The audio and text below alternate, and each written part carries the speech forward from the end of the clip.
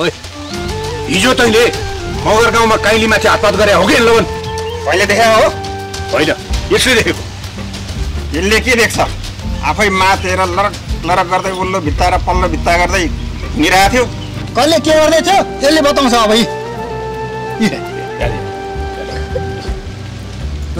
नदेखा मलाई यो हेर्नु नै हेर्ने तेरो के हेर्नु यो राशिले यो लोकेले काइनलाई अँगालो मार्नु खोज्दा काइनले इन्कार गरेर के हेर्नु नि।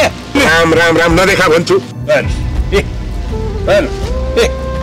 हेर्नुभयो हेर्नुभयो नि।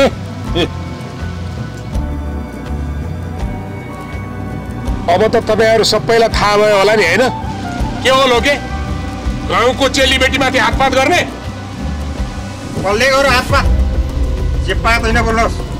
जो चोर उसैको ठुलो स्वर। अझै म खुखे लाग्छस्? प्रमाण छ।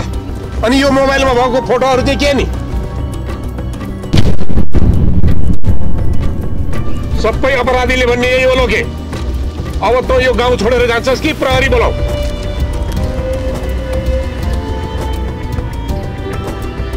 प्रहरी अब म बोलाउँछु। तिमीले भन्न खोजेको के हो काइली?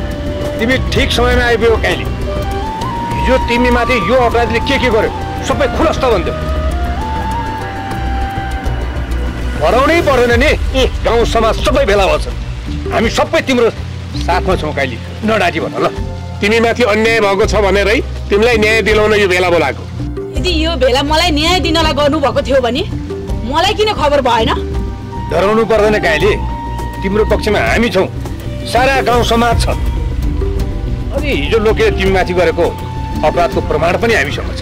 ए यदि तपाईँहरूले यही फोटोलाई लिएर भेला गर्नुभएको हो भने मसँग पनि जबरजस्ती गरेको होइन भन्ने फोटोको प्रमाण छ। हेर्नुहोस् हेर्नुहोस् सबैजनाले हेर्नुहोस्।